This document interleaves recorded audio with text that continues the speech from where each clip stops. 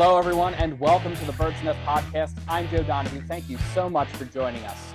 Well, we are 6 weeks through the NFL season. We're about a third of the way through. And now's a good time to take a moment and take a look at this Eagles team on the whole, as well as we get ready for the Dolphins on Sunday night. The Eagles are preparing to enter the gauntlet. They've got the Dolphins, they've got the Commanders, and then they've got a long string of really, really challenging opponents. So this is a good opportunity to make sure that we're taking a look at this team on the broad scale. So joining us today to help us get ready for the Miami Dolphins is a guy who really needs no introduction, because if you've been paying any attention to Philly sports over the course of the last 50 years, you have definitely heard of this man. He is Ray Didinger. And Ray, thank you so much for joining us. Nice to be with you, Joe. So, Ray, everybody has their game rituals. I want to start off with this. Everybody's got their game rituals. Some people get their tailgate stuff together. Others prep their space to watch the game. For you, well, Bleeding Green Nation ran an article just after the first game of last season, and it was highlighting you and your son Dave watching an Eagles game for the first time together. Yeah. And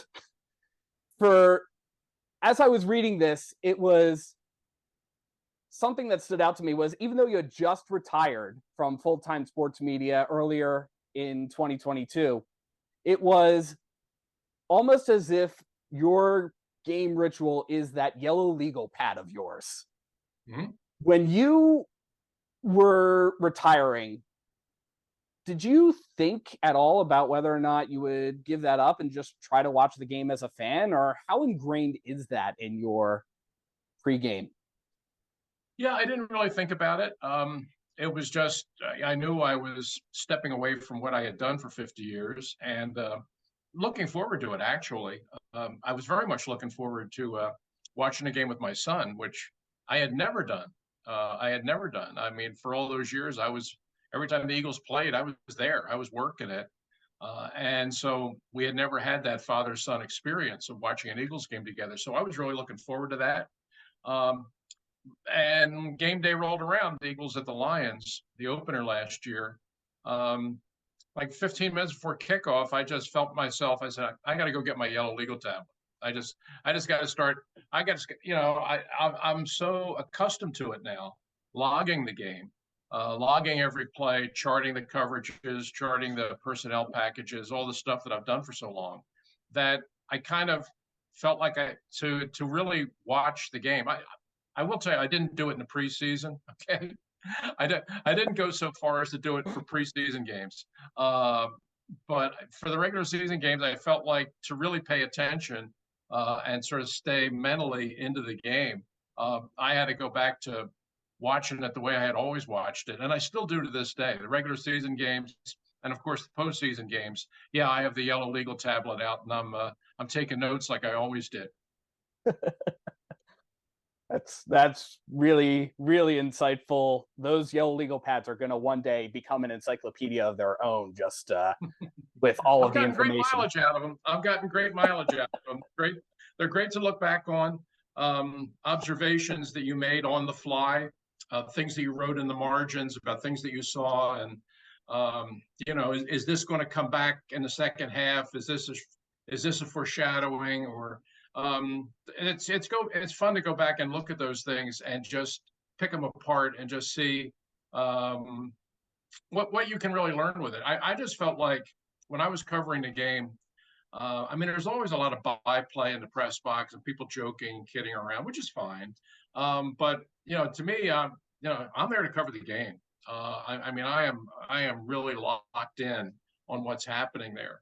And the fact of the matter is, there's so much happening with substitutions in and out, and teams doing some stuff, either motion on the offense or disguises on the defense. I mean, there's so much chess movement there in this game that I just want to pay attention as close as I can and just log it as close as I can, because when it comes time when it's all said and done and you have to sit down and write the story of what happened in the game, you better have paid attention. And that's what I always tried to do.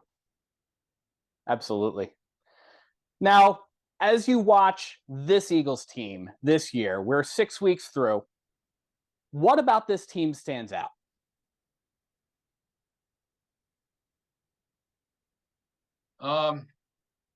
What stands out to me is that they have not yet played a full 4 quarters game. That's, I mean, there have been some high moments. And of course, last Sunday, there was a lot of not so great moments. But the thing that I take away from the first 6 games is I haven't felt like there has been what I would consider that they've played a complete 4 quarters game where they played to the level that I feel they're capable of playing. And I'm still waiting for that game. I'm waiting for this team to come out and play like the team that I thought it was going to be. They're 5-1, which is good. I mean, that's certainly nobody can argue with that. Tied with the best record in the league right now. But I think everybody kind of feels like they haven't really clicked yet. Well, maybe it's Sunday. And if it's going to click, this is the time to do it because they've got a really good and really dangerous team coming in here on Sunday. And if they're not at their best, they could be in some trouble. That is absolutely, when I was thinking about this, and even as I was thinking about this question here too, the word that came to my mind was inconsistent. Mm-hmm.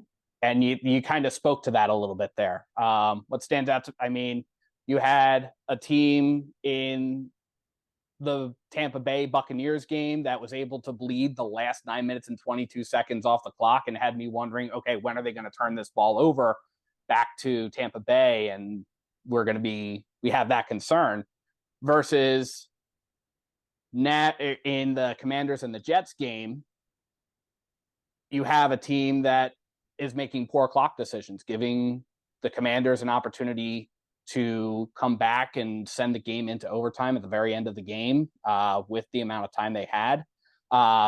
With the Jets game, that last interception didn't need to be thrown because you could have managed the clock better. Sure. I think you're exactly right. I mean, the Tampa Bay game, they played well. The Washington game, it should have never come down to overtime in that game. That shame on them for letting it happen that way.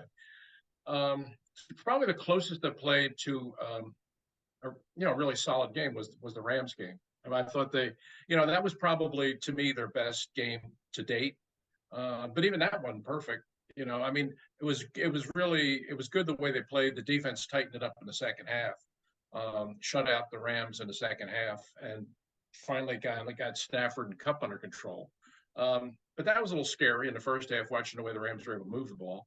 Yeah. Give points to Desai and the defense for tightening it up in the second half. But I mean, that to me was their best game so far. But even that was less than perfect. So, they haven't coming into this season. I mean, I said, on numerous occasions, I think they're the best team in the NFL. I think they have the best roster. I think they have the best team. And I've never been able to say that about an Eagles team in my memory. That coming into the season, I really felt this is the best team in the league. And I really felt that coming into this year. To this point, 5-1 record aside, I don't think they've shown that. I still feel they're capable of it. But, I mean, you alluded to the stretch of games that are coming up now. Well, I guess we'll find out. Over this next stretch of games, starting with Sunday, we'll find out how good this team is. I hope that challenge brings out the best in them because it'll have to because they have a whole stretch of games coming up now against teams that are likely to be playoff teams. And they're all back to back to back to back with the exception of Washington. And so it's going to be a challenge. And I feel, the team coming into the season, I felt was capable of winning those kinds of games. But now they kind of have to go out and prove it to us. Yeah. And that could be an opportunity where a team like the Eagles could thrive. We've seen that happen a lot over history where they've, especially during the Super Bowl run, where they've had to prove their worth. But at the same time, it doesn't feel, you're right, it doesn't feel good going into the season fully expecting this team to be the top tier best team in the league, certainly best team in the NFC. and now being faced with this. And there's a lot to be said around any given Sunday, but there's also stuff about a lot of the behind the scenes kind of stuff and a lot of the operational stuff. Jalen Hurts seems to be showing improvement in his decision making especially in the Rams game. I had noticed that. I noticed a lot of improvement of decision making in the Rams game. But then again, he goes and he throws 3 interceptions in the Jets game. And he's now thrown 7 interceptions. That's 31st in the league, tied with Mac Jones through week 6. What are you seeing as you watch him over the course of these first 6 weeks? Inconsistency, and some good stretches. And then, the game on Sunday, which was a clunker, no question about that. 3 interceptions, you look at them, okay, the first one was as much a fumble by Goddard as it was an interception, to be frank. The second one, his arm gets hit when he's trying to throw the ball. You can sort of somewhat excuse that. But the third one, there's no excusing it. I mean, the third one was just about as bad a throw as you can make, especially in the NFL. But he made it, and that's sort of a head scratcher. I mean, that whole sequence there, I think there's a lot of ways you can dissect it, and there's a lot of blame that can go around. I thought the coaches didn't do him any favors. I thought the play calling was not very good. You get down to that third down play, with the way things have been going with that team, I was not in favor of them even throwing the ball. I would have, if I were them, I would have just run it and punted it and given it back to Zach Wilson and said, okay, let's see if you can drive the length of the field here and beat us. I don't think he could. I think in that situation, if you give the ball back to the Rams in their end of the field off a punt, I don't think Zach Wilson had not shown that he had made a few plays, but in that situation, game on the line, I don't think he would have come down and beat you. That's what I was kind of thinking. But they chose to throw it. They threw, they called a route there that you could question, but there's absolutely no doubt that Hurts made a really bad decision. I mean, he threw into double coverage and he threw the ball late and he threw it off his back foot with nothing on it. And it's a ball that's going to be intercepted. In the NFL, you throw that ball 99 times out of 100, it's going to get picked. And it did. So that was a bad game.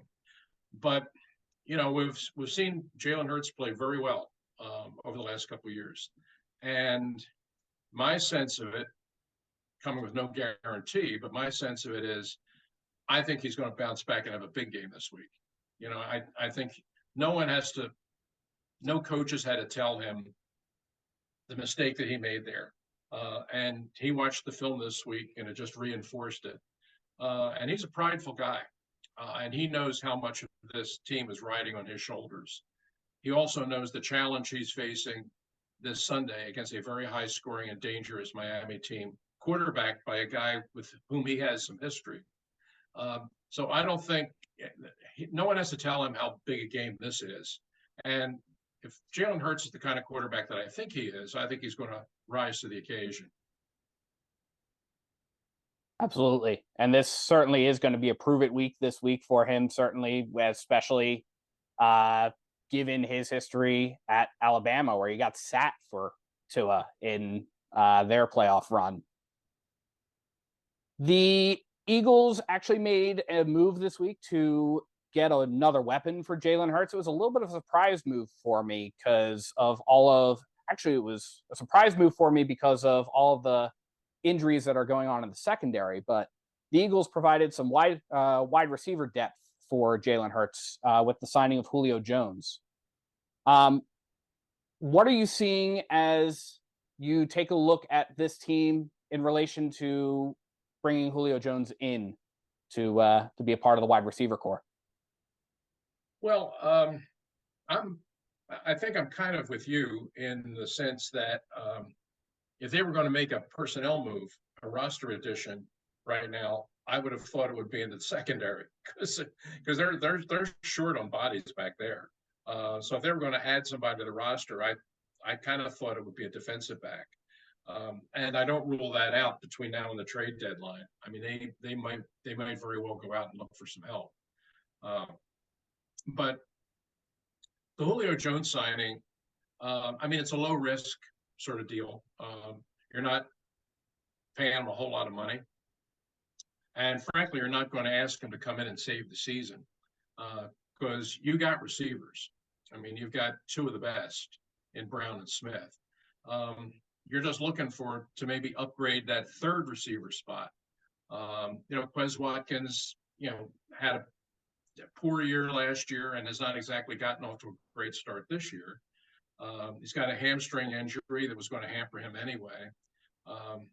One of the issues with this offense is that they have been pretty ineffective in the red zone. I mean, statistically, you look at their numbers inside the 20, not very good, given their personnel.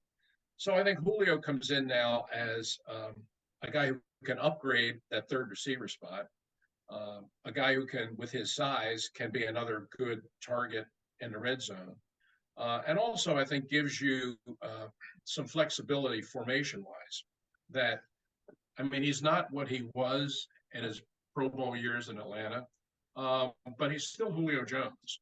And you can move him around the formation. And I think he'll mostly be in the slot. But you could move him outside and put him at one of the two wide receiver spots and then move either Smith or Brown into the slot and maybe get yourself a more favorable matchup.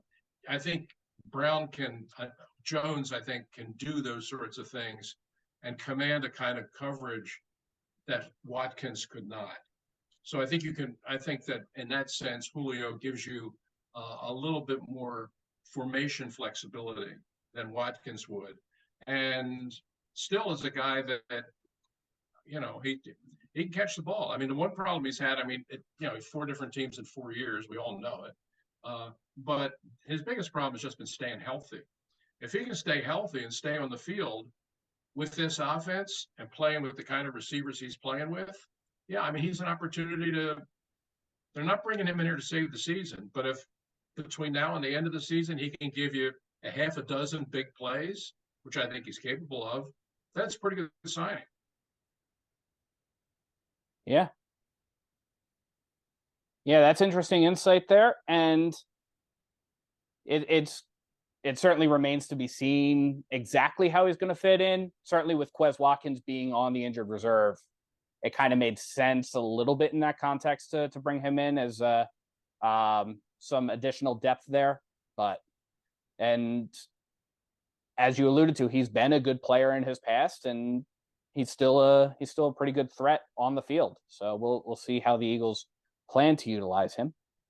I mean, we've seen the Eagles do this before. I mean, anybody that's been following this team, you probably remember, them bringing in James Lofton, who was a great receiver that you kind of got at the end of his career. And they did it with Art Monk, same thing, Hall of Fame guy at the end of his career, they brought him in. And Roy Green. They've done that with some veteran receivers. And to be frank, none of those made much of a difference. I mean, they got those guys really at the end, and they didn't add a whole heck of a lot. Didn't stay very long. Julio Jones, might have an opportunity because you consider what teams are going to have to do cover-wise against this Eagles team. You got Brown, you got Smith, you got Goddard. Coverages are going to have to focus on those guys just because they're that good. You put Julio Jones out there as the third receiver, he's probably going to be matched up on some other team's 5th best defensive back with a size advantage. And so you're not asking him to do the impossible here. And so in that sense, I think he has a chance to actually come in and be a pretty important player. I mean, he's played with Brown before. They know each other. Again, you're not asking him to catch 10 balls a week or put up Jerry Rice numbers. But I think in the right spot, in the right situation, some 3rd and 6, you get him matched up one-on-one with some, 5th defensive back. He makes that catch and moves the chains. It looks like a good signing. Absolutely. Flipping to the other side of the ball for a moment here, and especially as we take a look at the Miami Dolphins game on Sunday night. You alluded to it already. They're a dangerous team. They're a high-scoring team. They've dropped 70 points on the Broncos earlier this season. Huge number, obviously. The Dolphins have an average of 181 yards per game rushing. The Eagles are, conversely, they're actually one of the best rushing defenses in the league, allowing just under 66 rushing yards per game through these first 6 weeks. How do you think that factors into the game plan on Sunday for both of these teams? I don't think a whole heck of a lot. I don't expect Miami to come in here and run the ball very much. They, they're they're more dangerous when they're throwing the ball. I mean, Tua right now, I mean, he's playing at an exceptional level. I mean, he really is. I mean, he is really in charge of this offense, and the play calling reflects that. They have great confidence in him, and they have great confidence in their receivers. And I'm sure, the Dolphins are very mindful of the state of the Eagles secondary right now. And, it looks like the Eagles will get Darius Slay back. They may get Sidney Brown back. But still, the Eagles secondary is questionable at this point. So if you're the Dolphins coming into this game, given the weapons that you have and the way your quarterback's playing right now, I don't think they're planning to run the ball a whole lot, especially the fact the Eagles' run defense has been pretty good. I think they're going to come out slinging it. That's just seems to be. I mean, they seem to realize that's what they are and that's what they do, and I think that's what you're going to see. That's what you're going to see on Sunday. They are. I was watching some tape of them earlier today, and that's the fastest team I've ever seen. And I've been watching football a long time, and I've never seen an offense with that much speed. I mean, they are scary.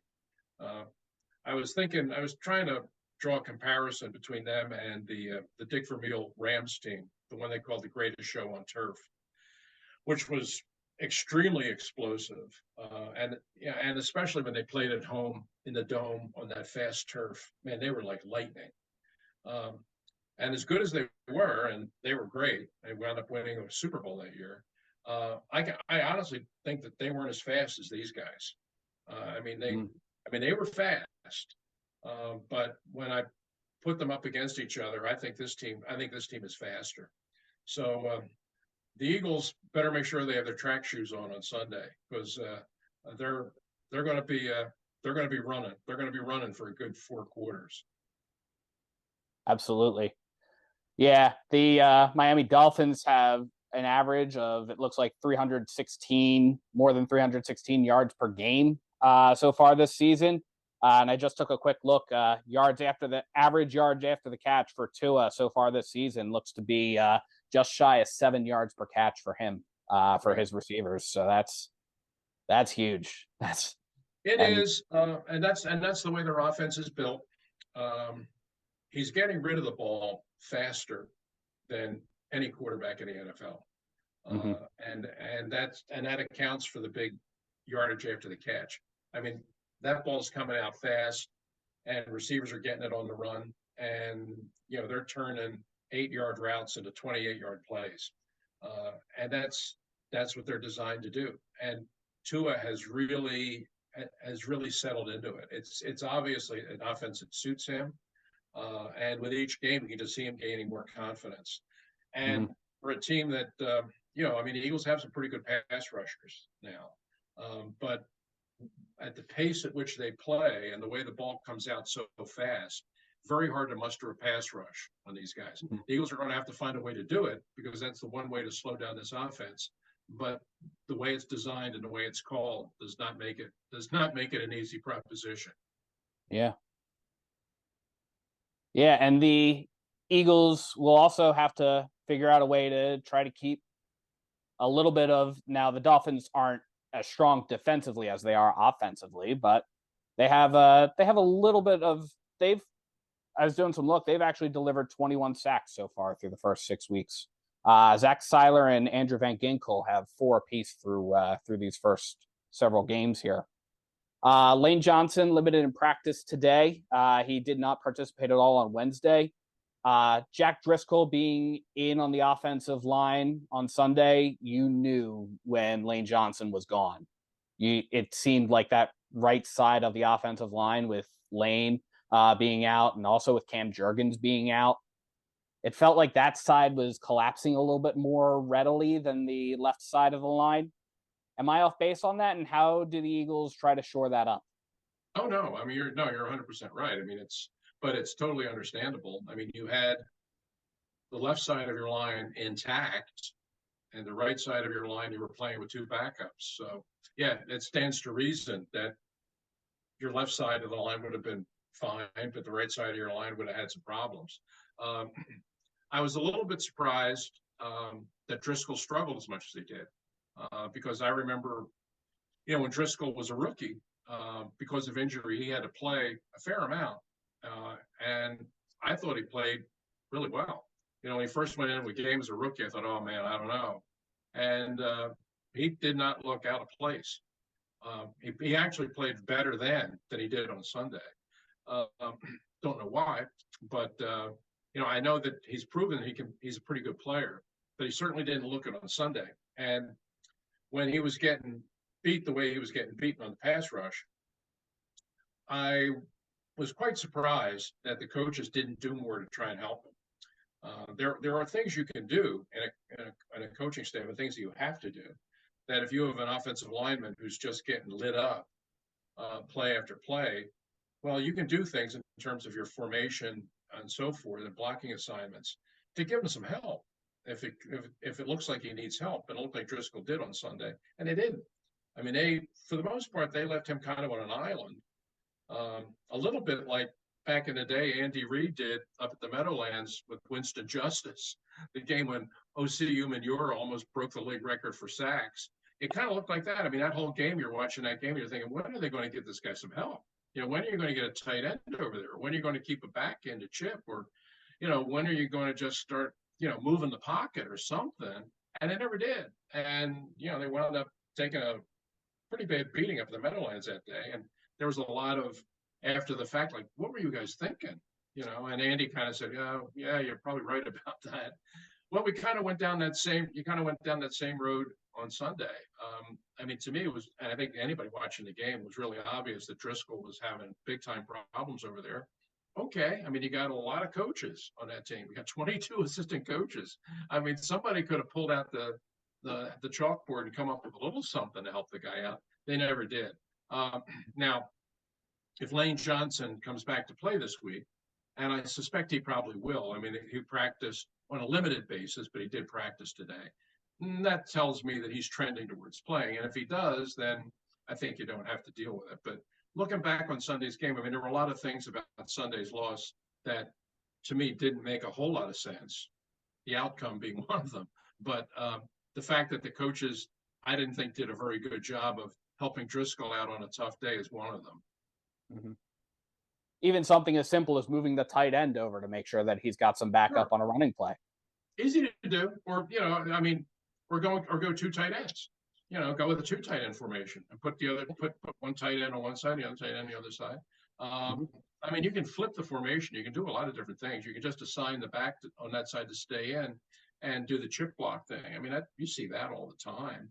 I mean, there's a lot of things you can do, or just simply you have a quarterback that can move, just move them. The fact that they say that they kind of stayed with the same. I mean, they called the same kind of plays that they would have played if Lane was in there, which I don't think they ever really adjusted to the reality of the fact that Lane wasn't in there, and it cost them. I mean, Hurts was under duress the whole game after Lane went out, and I think that got in his head a little bit. We all kind of said he didn't play his game, and he certainly didn't. But I think the fact that he wasn't as sure that he had that kind of protection on that side affected his internal clock and his mechanics and everything else. I think he was definitely aware that he couldn't trust that right side of his line. And if you have a quarterback who can't really trust the protection he's getting, there's no way it's not going to affect his performance. Yeah. And certainly a lot of that trust gets built in the early part of the season, but you also got to be able to trust the backups, and you got to be able to trust the coaches to make the right decisions in terms of that regard too.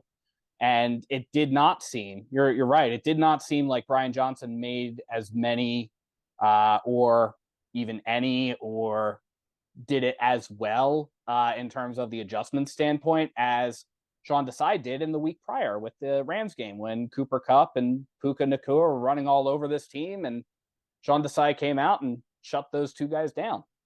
Right. I'm there's so many things. There's so many things that they could have done that they didn't do, and you look back on it now, and it sounds like you're second guessing. But I mean, I was certainly thinking it during the game. I mean, in terms of helping them out with extra blockers on that side, that's easy.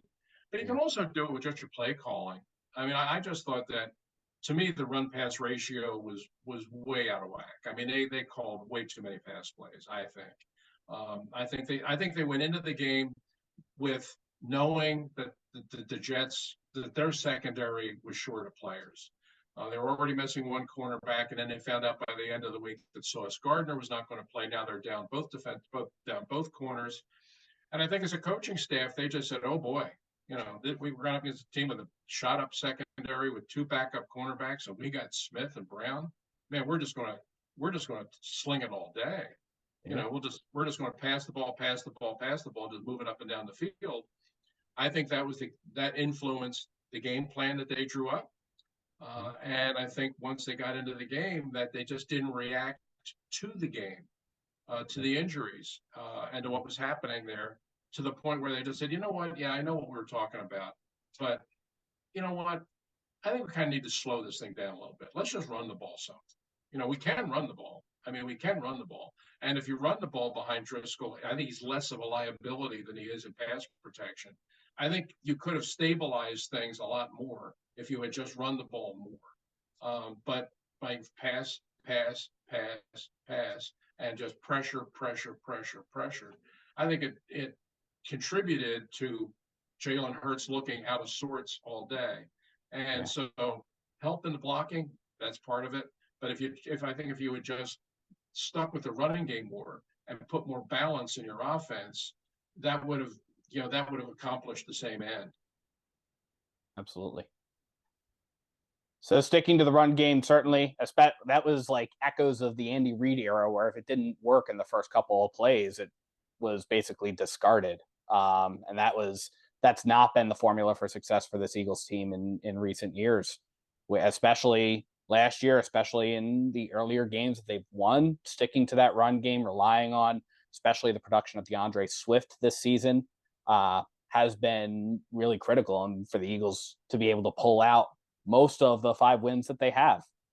Looking at this Dolphins game, what are you going to be looking for to see whether or not this is going to be a victory for the Eagles? What are they going to need to do to be able to come away with the win? Well, I definitely, getting Lane Johnson back is a big part of it. If you get Lane Johnson back, I mean, that shores up a lot of your issues on the right side of your line. I think that when you're going up against the highest scoring team in the league, which you are, the Dolphins have a rare number one going here, in that they are number one running the ball, they are number one passing the ball, and they are number one overall offense. They're averaging almost 500 yards a game. The Eagles are the number 2 offense, which people would be a little surprised. They think this offense hasn't played that good. They're actually number 2. But the difference between the Dolphins and the Eagles is like this. I mean, yeah, the Eagles are number 2, but they're 100 yards behind. I mean, that's how far out front the Dolphins are in terms of their offensive execution. It helps when the Dolphins drop 70 points on a team, too, to skew that average in their favor. Well, yeah, but it wasn't just about one game. It wasn't just about one game. I mean, they've been, they're averaging 500 a game, so that's pretty good. And I think that, to me, this is a game that the Eagles are going to have to. You're going to have to think offense. You're going to have to think defense here, and how are you going to play these guys? Are you going to try to play a man? I don't know that you want to do that. I think you're going to have to play them zone and be really conscious about not giving up the big play. And if you look at the Dolphins statistically, um, they make they make big plays. I mean, there's just no way when you have players like they have, you're going. You got Waddle, you got Hill. I mean, you're going to make big plays. What has gotten the Dolphins in a little bit of trouble is that they do turn the ball over. They've turned the ball over 9 times, same as the Eagles. And I think to beat them, you kind of have to find a way to force a few of those opportunities to take the ball away. That has been a problem with the Eagles for the last few weeks. They have not had a takeaway defensively for the last 3 games. If they don't get any takeaways this week, I think it'll be really hard for them to win. So that's one of the things they have to do is they have to be very opportunistic on defense. And when the Dolphins make a mistake, capitalize on that. And the other part of it is just finally find a way to get the offense unlocked and your play calling in the red zone. I mean, they got players that they should be a better red zone team than they are right now. And if you're going to play with the Dolphins, a team that can score like that, when you get the ball inside the 20, you better not be kicking field goals. You better find a way to get the ball in the end zone. I mean, I was looking at the stats between the two teams today. It's very telling that, Jake Elliott has attempted 18 field goals. The Dolphins kicker has attempted 7. So that tells you they're not kicking field goals. They're scoring touchdowns. And you're not going to win this game 7-3 this week. I mean, you're going to have to score points. And that's field goals aren't going to win this one. They're going to have to win this one scoring touchdowns. Absolutely. Do you have any predictions for final score for the game? No, Joe. I'm really still sizing it up. As far as the score, yeah. I don't even know which team I like, much less the score. I think that this, if you look at it on paper, you would probably favor the Dolphins, just the way they're playing right now. But it's the Eagles play very well at home. It's a Sunday night game. They're rolling out the Kelly Green. You got a team that I know is really what happened to them Sunday at the Meadowlands is still stuck in their craw. And I'm sure this has been a not very happy week in the meeting rooms and on the practice field. So they're going to come out ready to play on Sunday. And I know there's some thought that, maybe that was part of the problem with the Jets. They were looking past the Jets and they were looking ahead to this game. Well, there's no looking past these guys. That's for sure. So we started off this thing talking about the fact that the Eagles, we haven't seen the Eagles play 4 quarters like the team that we thought they were going to be. Maybe they show it to us Sunday. Maybe this is the game where it all kind of comes together, and Jalen Hurts plays like the MVP. And the defense finds a way to slow down those Dolphins and they come up with a big win on national TV audience. They're entirely capable of that. But am I prepared to predict it right now? No. Yeah, I don't normally do predictions on here, but figured it was worth a shot. But yeah, it definitely does seem a little bit early. And if the Eagles pull it together and pull all of these pieces together and unite them into one consistent game, no time like the present. I agree with that. Yep. Well, Ray, thank you so much for taking the time to join us today and for taking the time to talk about this.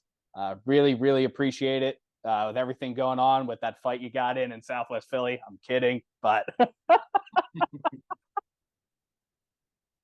yeah, had to allude to that. That's perfectly fine. So, you trace my history right back there. That's where it goes. Woodland Avenue, Southwest Philadelphia. You can move away from, you can move out of Southwest Philly, but it goes with you. All right. Thank you so much. And thank you to everybody for tuning into the Bird's Nest podcast. You can support the Bird's Nest podcast by liking and subscribing to Bird's Nest Media on YouTube, as well as by sharing to your social media pages. You can also find us on SoundCloud, iTunes, Google Play Music, Amazon Podcasts, and Spotify.